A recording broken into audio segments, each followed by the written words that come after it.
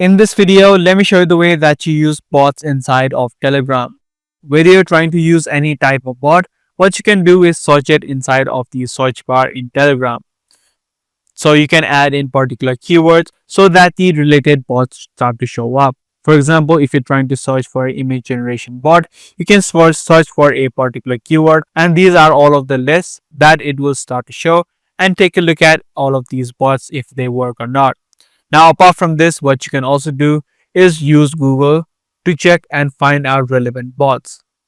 So you can open up a Google web browser and head over to the AI mode and search up something like this. This way it is going to show you the exact Telegram bots that are actually working.